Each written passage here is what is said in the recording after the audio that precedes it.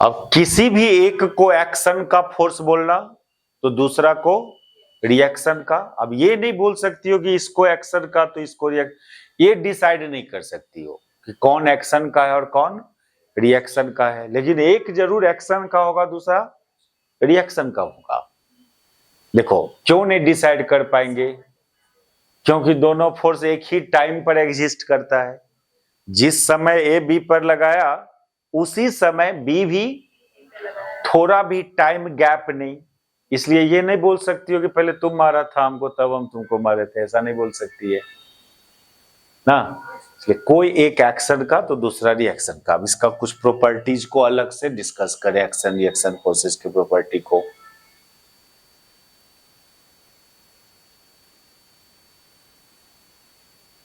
मिटावे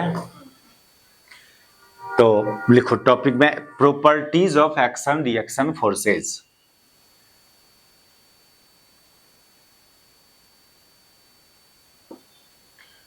first property में तो यही लिख दो, magnitude will be same and direction will be opposite. First property में लिखो magnitude will be same and direction will be opposite.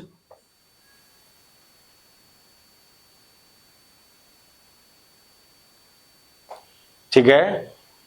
दूसरा प्रॉपर्टी लिखना, both force exist at same time ना, both force exist at same time. तीसरा property में लिखो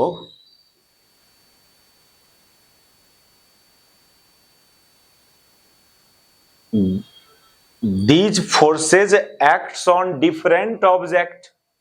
क्या act on, these forces act on different object.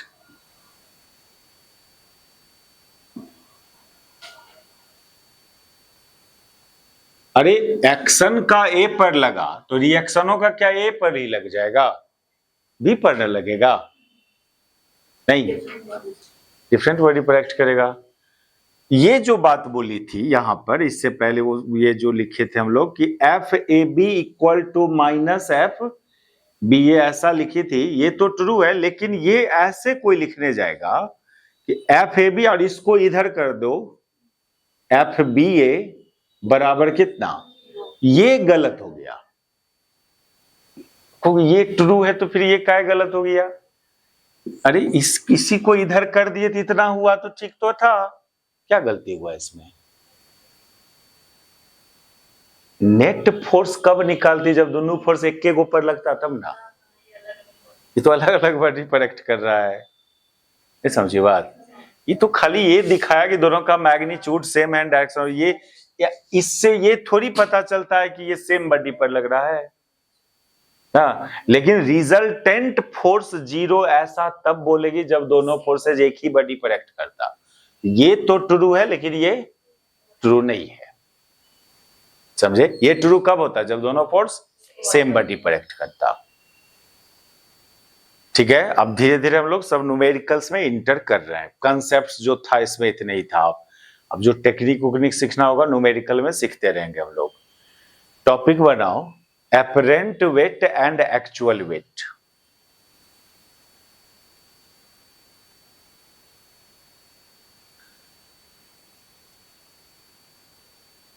apparent weight and actual weight। apparent weight and actual weight। Actual wait तो सब कोई जानते हैं क्या होता है। अर्थ जिस फोर्स से कोई बॉडी को अट्रैक्ट करता है ना, force of attraction by earth is called actual weight of body. तो actual weight force exerted, force of attraction. ऐसे नहीं लिखना फोर्स एक्सर्टेड बाय अर्थ, ऐसे ये गलत हो जाएगा। Force of attraction by earth is called actual weight. अब देखो, अब कुर्सी इस अर्थ पर रखा हुआ है तो अर्थ तो इधर भी फोर्स लगा रहा है ना उस पर, वो एपरेंट वेट नहीं है। अर्थ ग्रेविटी के चलते जो अट्रैक्ट कर रहा था वो एपरेंट वेट है। समझी बात। फोर्स एक इधर परपेंडिकुलर डायरेक्शन में भी कांटेक्ट फोर्स लगा रहा है, तो वो हो भी सकता है अपरेंट वेट के बराबर या, लेकिन फोर्स ऑफ अट्रैक्शन ऑलवेज क्या होता है, अपरेंट वेट होता है, सॉरी ये एक्चुअल वेट होता है। Actual weight, force of attraction by earth, इसको W से डिनोट करना, और ये फोर्स है तो वेक्टर क्वांटिटी है, और ये mg ना, mg ये एक्चुअल वेट हुआ। एपरेंट वेट किसको बोलते हैं, तो ये है फोर्स एक्सर्टेड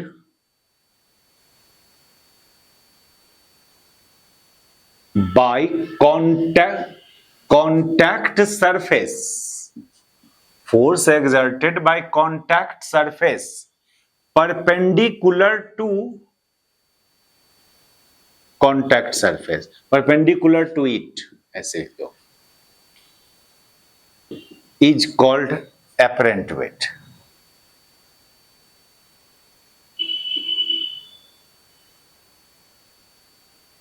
देखो अब ये कुर्सी इस पर है तो कांटेक्ट में आया उसके साथ, अब वो कांटेक्ट सरफेस इस बॉडी पर परपेंडिकुलर डायरेक्शन में कितना फोर्स लगा रहा है वो अपरेंट वेट कहलाता है। जैसे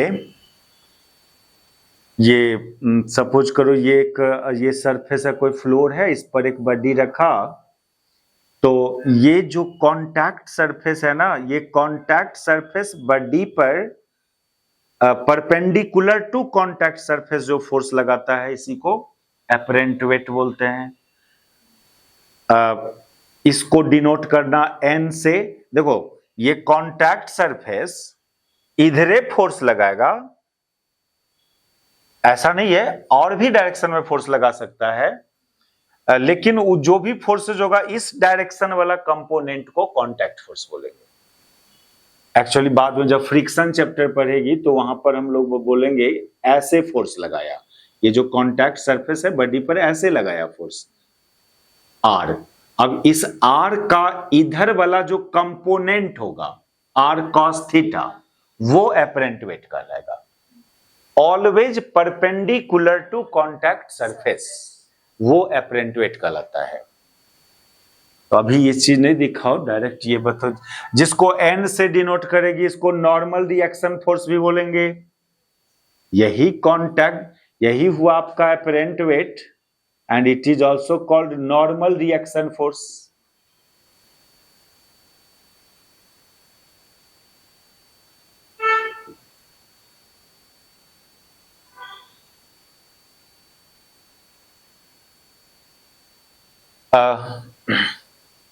हम लोग जब विगिंग मशीन पर अपना वेट मेजर करने के लिए चढ़ते हैं तो वो विगिंग मशीन क्या मेजर करता है, हमारा वेट नहीं मेजर करता है, हम उसके फ्लोर पर कितना फोर्स लगाए उतने ही वो एक फोर्स लगाएगा हम पर।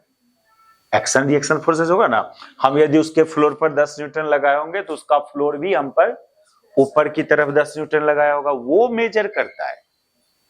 भले ही वो हमारे वेट के बराबर आ जाता है, लेकिन रियली में आप ये नहीं बोलोगे कि विगिंग मशीन आपका वेट मेजर किया, ऐसे नहीं बोलोगे। वो क्या मेजर किया, आप उसके फ्लोर पर कितना फोर्स लगाए थे वो मेजर किया, और आप उसके फ्लोर पर जितना लगाए होंगे वो भी आप पर एक्शन रिएक्शन फोर्सेस से ऊपर उतना ही लगाया होगा। लेकिन वो फोर्स हमारे वेट के ही बराबर देखा गया है या नहीं भी देखा गया है। जब विगिंग मशीन रेस्ट में रहेगा ना तब वो फोर्स हमारे वेट के बराबर आता है, लेकिन एक्सेलरेटेड फ्रेम में रख दो उस विगिंग मशीन को, अब चढ़ो तुम, तो अब रीडिंग अलग आ जाएगा। ग्राउंड पर जब था विगिंग मशीन तब क्या रीडिंग था, एक्सेलरेटेड फ्रेम में रख के अब चढ़ेगी उस पर तो रीडिंग चेंज हो जाता है। तो ये हमेशा नहीं ना बोलेगी कि जो हम लोग विगिंग मशीन हमारा वेट दिया मेजर करके, वो तब जब अर्थ सरफेस पर रखा होगा। तब बोलेंगे कि वेट मेजर किया। तो जनरल में क्या बोलेंगे, वेगिंग मशीन क्या दिया, एपरेंट वेट दिया। आप पर परपेंडिकुलर डायरेक्शन में वो फोर्स लगाया, उसका फ्लोर वो मेजर करके दिया। तो अब इसमें relation between actual weight and apparent weight देखो।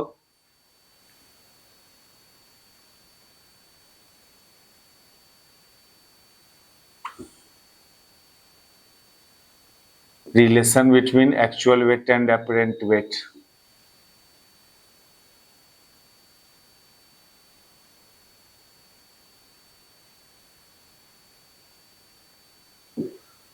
इसमें 3 केस क्रिएट होता है। 3 केस क्या, वो सुनो। मान लो एक बॉक्स है या एलिवेटर या लिफ्ट, जो बोलना है इसको बोलो, और इसके फ्लोर पर सपोज करो कि एक वेगिंग मशीन रखा हुआ है और इस पर आप एक बडी को रखा। अब ये सब नहीं दिखाएंगे वेगिंग मशीन, डायरेक्ट बोलो इसके फ्लोर पर एक बडी रखा हम लोग एम मास का। तो ये फ्लोर इस पर जितना फोर्स लगाएगा बडी पर परपेंडिकुलर डायरेक्शन में, वही एपरेंट वेट होगा। तो ये फ्लोर जो लगाएगा फोर्स, वो ऐसे दिखाना, उसको किससे डिनोट करते हो, एन से। अब सुनो, ये फोर्स एन यहां और यहां में कहीं से भी एराइज करवा सकती हो, ठीक है। लेकिन यदि ओनली ट्रांसलेशनल मोशन हो तो ठीक बीच से लेते हैं हम लोग, जनरली इस फोर्स को दिखाते हैं। कभी इस फोर्स एन को सेंटर से मत दिखाना, ये गलत हो गया। देखो, कोई बॉडी पर कोई फोर्स लगा, इससे भी ज्यादा जरूरी बात है कि वो कहां लगा, बॉडी के किस पॉइंट पर लगा, उस फोर्स का पॉइंट ऑफ एप्लीकेशन क्या है। इससे बहुत बड़ा चेंजिंग होता है। टाइप्स ऑफ मोशन जो होता है ना, फोर्स लगा उस पर नहीं डिपेंड करता है, फोर्स कहां लगा उस पर डिपेंड करता है टाइप्स ऑफ मोशन।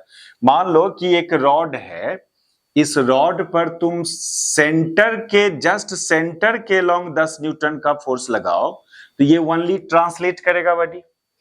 लेकिन यही 10 न्यूटन इंड पर लगाओ, तो इंड पर लगाओ तो फिर क्या करेगा, ट्रांसलेट भी करेगा और रोटेट भी करने लगेगा। इसलिए पॉइंट ऑफ एप्लीकेशन क्या है फोर्स का, ये बहुत इंपॉर्टेंट बात है, समझे। किवाड़ी है, किवाड़ी मान लो इसके आउट रोटेट कर सकता है, आप फोर्स ऐसे लगाएगी तो रोटेट नहीं करेगा, उतने ही फोर्स ऐसे लगाओ तो रोटेट करेगा। तो कौन फोर्स बॉडी के किस पॉइंट पर लगा, ये सही से दिखाना चाहिए आपको। इसी को बोलते हैं फ्री बॉडी डायग्राम। कौन कौन फोर्स लगा, किस किस डायरेक्शन में लगा, कहां लगा, बॉडी के किस पॉइंट पर लगा, इस बात को कॉमनली क्या बोलेंगे, फ्री बॉडी डायग्राम, समझी। तो ये जो बॉडी इस फ्लोर पर रखे हो, एक फोर्स तो ये फ्लोर लगाया ऊपर की तरफ, तो उसको कहां से दिखाएंगे, फ्लोर से दिखाएंगे। एक अर्थ अट्रैक्ट कर रहा होगा एमजी, एमजी का पॉइंट ऑफ एप्लीकेशन कहां होता है, सेंटर पर, बॉडी के सेंटर, तो उसको यहां से दिखाना। अब चूंकि दोनों एक के लाइन पर आ जा रहा है, तो लोग को नहीं पता चलता है किस फोर्स का पॉइंट ऑफ एप्लीकेशन कहां पर है। लेकिन आप समझे, एमजी जो होगा वो कहां से आया होगा, सेंटर से। एन कहां से, इस सरफेस, कॉन्टैक्ट सरफेस में कहीं से आया होगा। कहोगे सर एन को थोड़ा इधर डिस्प्लेस करके दिखाते ना, तब दोनों दिखता। कब एन डिस्प्लेस्ड होगा उधर, कब एन इधर डिस्प्लेस्ड होगा, कब सेंटर से चलेगा, ये बात भी है। रोटेशनल डायनामिक्स में ऐसा ऐसा न्यूमेरिकल मिलेगा, बोलेगा find displacement of N from centre, वो डिस्प्लेसमेंट फाइंड करने बोलता है। लेकिन तो चलो, तो ये दो फोर्स लगा। अब ये फोर्स को तुम मैग्नीट्यूड फॉर्म में दिखा रही है कि वेक्टर फॉर्म में दिखा रही हो। यदि वेक्टर फॉर्म में दिखा रहा है तो यहां भी वेक्टर डालो, अब ये जो एलिवेटर है इसमें 3 केस क्रिएट होता है। कौन 3 केस? पहला केस जब ये रेस्ट में हो, क्या? If elevator will be at rest,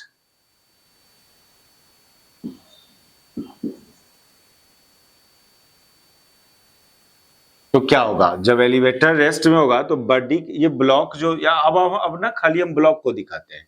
एक फोर्स एन हुआ, एक फोर्स mg हुआ, और ऐसा अब तो और कोई फोर्स नहीं बॉडी पर। फोर्स दिखता नहीं है, इमेजिन कीजिए कौन कौन फोर्स हो सकता है। अब तो और है ना कोई फोर्स। इसको बोलेंगे फ्री बॉडी डायग्राम। और एलिवेटर को रेस्ट में मान रहे हो तो बॉडी भी रेस्ट में होगा, तो इसका एक्सेलरेशन कितना होगा? 0। अब आप इस पर न्यूटन सेकेंड लॉ अप्लाई कर दो। Apply second law. Second law apply करना मतलब क्या करना? रिजल्टेंट फोर्स बराबर मास इनटू एक्सेलरेशन करना, नहीं? तो रिजल्टेंट फोर्स में 2 फोर्सेज का रिजल्टेंट करना है, vector n plus vector mg। यहां पर सुनो, यहां n माइनस mg मत कर देना, mg माइनस n मत कर देना। रिजल्टेंट किसको बोलती है? सम को ना। किसको? सम को। सम किया, ठीक है? वो भी करेंगे, वो भी सिखाएंगे। कौन किधर है नहीं है, वेक्टर फॉर्म में सबको ऐड करके मास इनटू एक्सेलरेशन कर देना। लेकिन वेक्टर फॉर्म में इक्वेशन को हैंडल करना टफ होता है, इसको स्केलर बनाओ। स्केलर, कोई वेक्टर इक्वेशन स्केलर कब बनता है? जब उसका कंपोनेंट लोगे ना। जब अब कंपोनेंट किधर लोगे तो ध्यान रखना, जो फाइंड करना है उसके परपेंडिकुलर डायरेक्शन में मत लेना कंपोनेंट। मान लो एपरेंट वेट फाइंड करना है n, तो n का परपेंडिकुलर डायरेक्शन में कंपोनेंट मत लेना। अरे उसको बचाना चाहते हो तो उधर ही ले लो, क्या? उसी की डायरेक्शन में ले लो या उसके ऑपोजिट ले लो। तो यहां पर बोलेंगे taking component of this equation in upward direction. तो बताओ, सुनो सुनो, देखो देख लो, पहले इधर देख लो। n का अपवर्ड डायरेक्शन में लोगे तो कितना? n cos 0 डिग्री ना। mg का अपवर्ड डायरेक्शन में लोगे तो कितना? mg cos पाई ना। ऊपर ले रहे हैं तो mg ऊपर डायरेक्शन से कितना एंगल बना रहा है? पाई बना रहा है। और राइट साइड तो 0, एक्सेलरेशन कितना है? 0। तो ये क्या आ गया? n माइनस mg बराबर 0 आ गया स्केलर फॉर्म में। दैट इज n बराबर कितना? mg। यानी एपरेंट वेट बराबर कितना? Actual wait. करो पहले।